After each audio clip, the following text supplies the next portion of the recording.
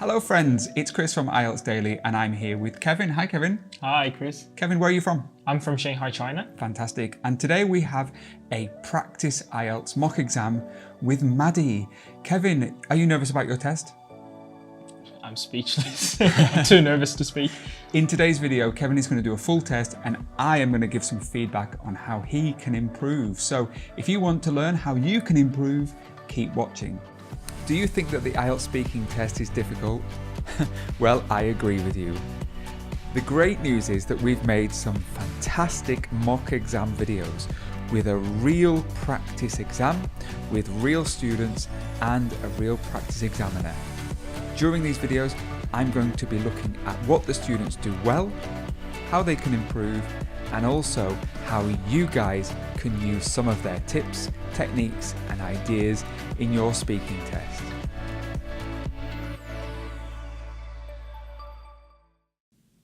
Hello, IELTS Daily friends. It's Chris, and we are back with Kevin.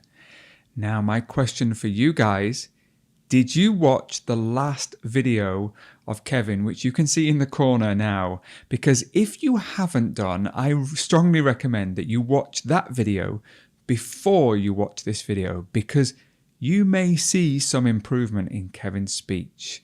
We gave him some feedback. He took the feedback on board and hopefully he's improved. So Kevin, he is from China, and in our previous video, we talked about Kevin's difficulty with the sound.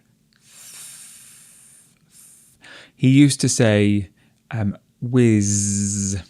I wonder if he continues making that mistake in this video, or whether he has fixed any of his other previous mistakes.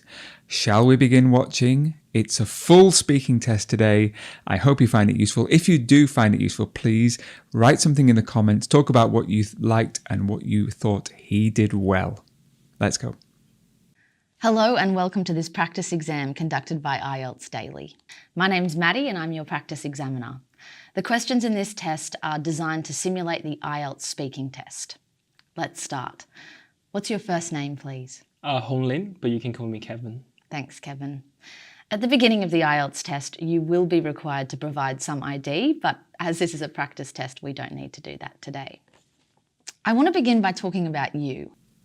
Just before we continue, I want to talk a little bit about body language. Now, body language will not earn you any marks in the test, but it may allow you to feel a little bit more confident. So body language, that's quite important. If you notice Kevin, he's sitting upright. He's not slouching. He's sitting quite confidently with his hands on the table. He's looking quite rested and he's looking the examiner in the eye. If you find it difficult to sit looking at somebody in the eye, just like I'm looking at you guys in the eye now, practice. Find a friend to sit with, ask them to ask you questions, sit across the table, try to replicate the test. What do you do in your free time? I enjoy playing volleyball in my free time. If I can find enough friends, we usually go to uni, rent a volleyball court and then play some volleyball. I do play a bit competitively, but usually I just prefer to play a friendly, non-competitive game with friends. Did you hear that? So Kevin again repeated the sound whiz rather than the sound with. So he is still repeating some of his old mistakes, but he did say the word uni. He plays volleyball in uni.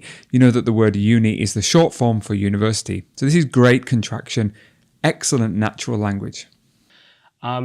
If I'm alone, I do enjoy cooking, finding some recipes on YouTube or online, and then make some delicious food. And when is your free time? During the semester, during university times in the semester, I find times in between my study hours when I have finished my schoolwork or finished my assignments. Then I have my own free time to sort of take it easy and do whatever I enjoy so that I can give my brain a rest before diving into more university life stuff. Wow. Listen to that sentence again. Give my brain a rest before diving into. This is an example of really high-level language. Give my brain a rest is a collocation before diving into something. Really, really wonderful, wonderful language. Well done, Kevin. Yeah. What do you not enjoy doing when you have free time? I guess I'm not too much of a party person, so sometimes after a day of hard work and study, I prefer to spend some quiet time alone, or at least just not amongst people drinking or talking very loudly. I prefer to spend some of my own quality times just making sure that my brain is well rested. Just stop there for a second and spend some of my quality times. Is it natural to say quality times as a plural? Time is usually uncountable. So I would say that as a very minor mistake there. Okay, let's move on to the topic of baking. Do you ever bake cakes? As much as I want to, I don't actually bake that much cake. I think I've always been saying this, I do enjoy cooking, but baking seems a bit too hard for me because it's strange. For most people, it's the easier part because all you have to do is follow the ingredients, measure everything precisely, and voila, the cake will come out. But because when I cook, I do enjoy to go a bit spontaneous, put different ingredients and my own sort of favor. So when it comes to baking, I sort of go off rail, and sometimes the cake comes out as a disaster. Which cakes are popular in your country?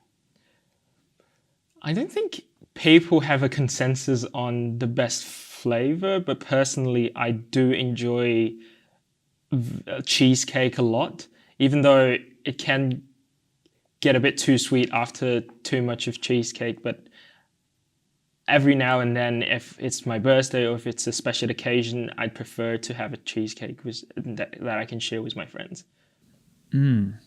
After too much of cheesecake, the of in this phrase, after too much of cheesecake, the of is redundant. You don't need to say too much of. You would just say after too much cheesecake. I heard him say whiz again, and I think he said birthday rather than birthday. So this little th sound is slipping in again. He's speaking really fluently. Lots of great ideas. No hesitation, really. He's not looking for words. Great job. Do you like to eat cakes? As much as I want to, I know it's quite sweet and unhealthy.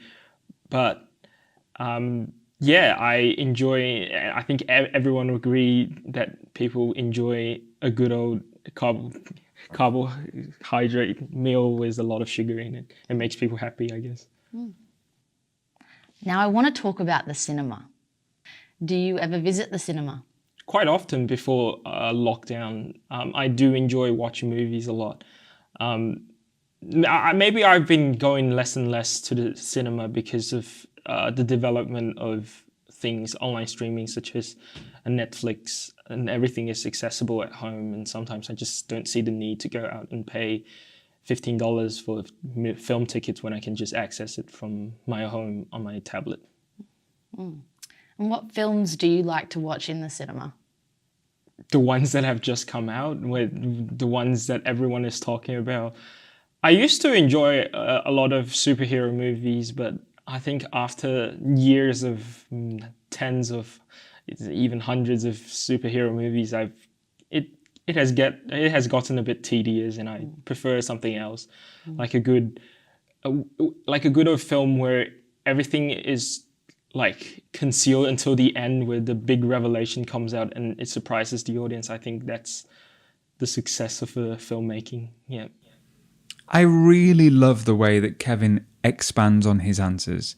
He has no problem speaking fluently. It's a really great feature. I know some of you will be really jealous of Kevin's speech here. It just comes with time. Practice, practice, practice. Think of ideas. Try to just tell a story to the examiner. Do you prefer films at home or at the cinema? If I go out with friends, then sure, I'd prefer to go to the cinema, share popcorn, get some drinks, and because that's the kind of big screen and a very good sound effect that you can't really get at home. But otherwise, if I'm just alone and I want to watch something by myself, then yeah, staying at home is my go-to choice. I'm going to give you a topic and I'd like you to talk about it for 1 to 2 minutes. Before you talk, you'll have 1 minute to think about what you're going to say. You can make notes if you wish. Here is a paper and pencil for making notes. And here is your topic. I would like you to describe a time when you were disturbed by noise. Your 1 minute starts now.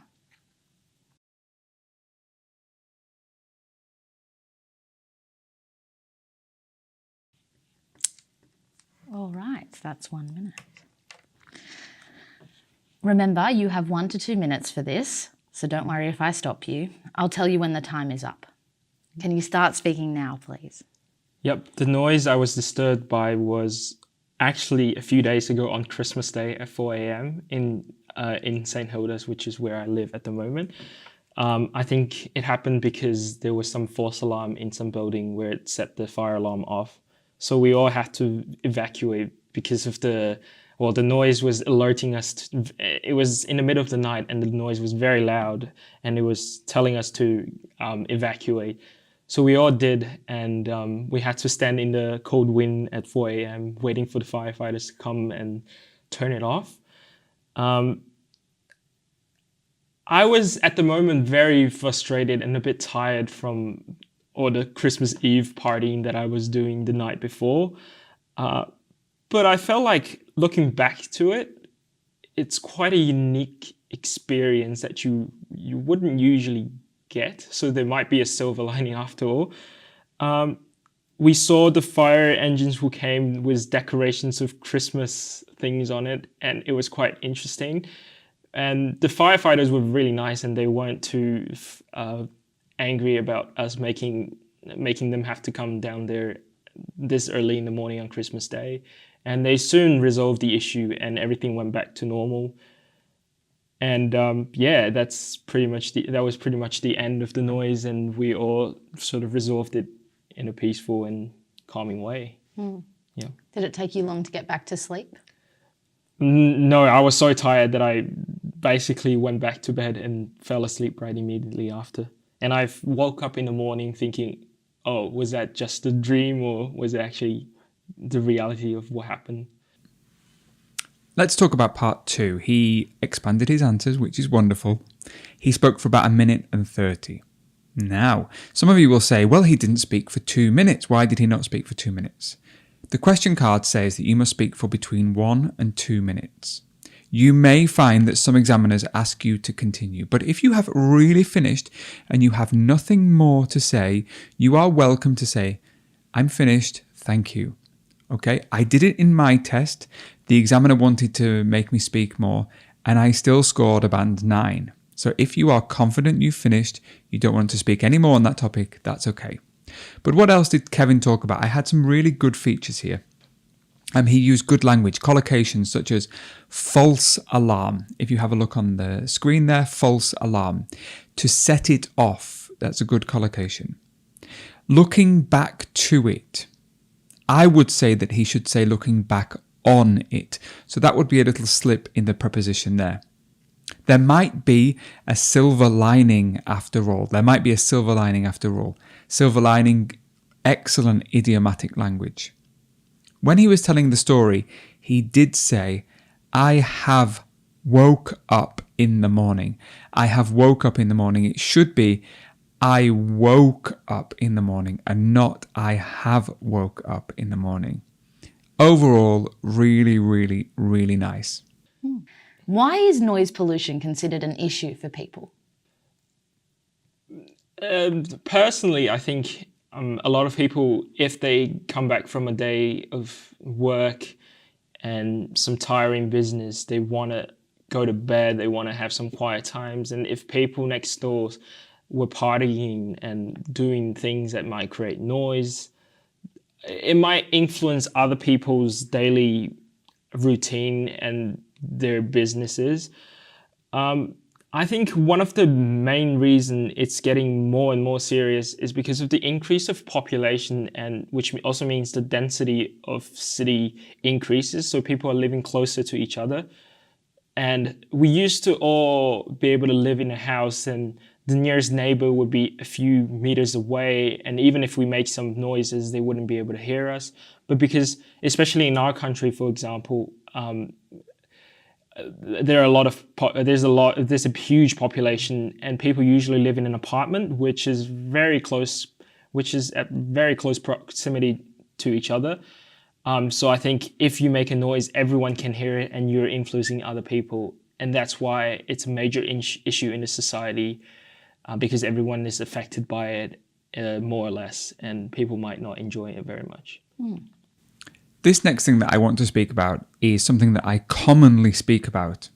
So if you've seen many of my videos, you will notice that I talk about this topic a lot. And the phrase below is one of. And Kevin said, one of the main reason is. You should know that when you say one of, it must always be in the plural afterwards. One of the main reasons is. One of the windows is broken. One of the students came to see me. He also said the increase of population, the increase of population, and that should be the increase in population, increase in something. How can noise affect people negatively? Like I said, if you really need some rest and all you hear is noises, it will be hard for you to go to sleep or get any rest. So it might mess up your daily, your sleep time and your rest time, where you actually need that energy reserved for the work or for tomorrow, especially important occupations such as doctors or nurses, where they have to wake up early, they have to look after patients, and they need to bring their A game. If noises disrupt their daily life, it means they will get less rest. It means it will be harder for them to fulfill their duty during the day. And it's really a lose-lose for everyone, since they're trying to save lives. Wow. Kevin's language in this question was wonderful. I am really impressed by some of his language here. Let's have a look. He started with, as I said, or like I said, in fact. He said, like I said, and he's just referring back to something that he talked about previously. Like I said. Then he said, it might mess up your sleep time. This was a very minor mistake here. He probably should have said, it might mess up your sleep pattern. Sleep pattern is probably a better collocation for those two words. So I have a good sleep pattern. I go to bed early and wake up at 7 a.m. Good sleep pattern. Then he said, people have to bring their A game. So people like doctors, they have to bring their A game because they have to treat patients. To bring their A game means they have to be the best every day. Great, great, great idiomatic language. Super impressed with this. And finally, he said, it's a lose-lose. It's a lose-lose situation. So everybody is a loser. Lose-lose. You could also say win-win. It's a win-win situation, or it's a lose-lose situation. If it's a lose-lose situation, everybody loses. If it's a win-win situation, it means that everybody benefits from it. Wonderful, wonderful language. Well done, Kevin. Are there any times when loud noises are good? Oh yeah, for sure. I mean, when I was talking about the fire alarm, sure, it was a false alarm, but if there were a real fire, then the alarm would be the savior that woke us all up and told us to go outside, so we didn't have to risk getting, I guess, buried alive in flame. So if it's an emergency alarm or a loud noise to prevent us from dangerous situations, I think that might be a very crucial noise for us to realize the situations we're in. Thank you very much. That is the end of your speaking test. Oh, wow. What did you think of Kevin's speech today? I was thoroughly impressed. In the last video, which you can see in the corner if you haven't already watched it, Kevin scored a band 8. Do you remember? Did you watch it? What do you think he scored in this video? Please feel free to leave your comments in the section below. I'm going to give you some of my feedback, and this was a really tricky, really difficult one because he had so many good features, but he was kind of let down just occasionally. And remember that IELTS examiners have a very high bar. They have really high expectations of you when you are speaking. So what would I give? Well, fluency and coherence, I would give a band 9. And the reason for that is if we look at the band descriptors on the screen now, it says, speaks fluently with only rare repetition. Correct. Any hesitation is content related. Correct. Speaks coherently with fully appropriate cohesive features. Wonderful. Develops topics fully and appropriately. I would agree that he covers all of those points. Lexical resource. Here, you have to accept that he spoke with great language. So many good features. And I think a really reasonable examiner would score him a 9 here. I'm going to score him a 9 here. He uses vocabulary with lots of flexibility. He uses variety of words. He uses idiomatic language naturally and accurately. So he used words such as bring your A game. Excellent language. There were occasional slips, very occasional slips, but I was super impressed with his language. So 2 9s at the moment, which means that he could score a 9 or he could score an 8.5. Grammatical range and accuracy and pronunciation. In both of these, I would say that he would score probably a band 8 in each. He's still struggling a little bit in the pronunciation with the first sound, whiz and throughout. And with grammatical range and accuracy, he slipped up a couple of times. And if you look at a band 8 for grammar, it says occasional inappropriacies or basic non-systematic errors. So mostly error-free sentences with only very occasional inappropriacies. Pronunciation, easy to understand, sustains flexible use of features with only occasional lapses. Please notice that only occasional lapses. Do you remember that he had this problem with the th sound? Overall, I'm going to score him 9, 9, 8, 8, which is an improvement on his last test where he scored 8. Today he is scoring 8.5. Do you think you could do something similar? Were you impressed by his speech? Do you agree with my score, or would you give him something higher or lower? Please leave your answers in the comments and come back for another video. We're always really happy to see you. We have lots of mock exam videos. Make sure you study them all, watch them all. But not only that, we have lots of free content on the YouTube page. We have topic related content. So if you want to learn about healthcare, jobs, if you want to learn about free time, we have videos for all of those things. My name is Chris from IELTS Daily. It's been a pleasure talking to you today. I hope to see you in a future video. Don't forget, like, subscribe, share it with your friends, and I'll see you very soon.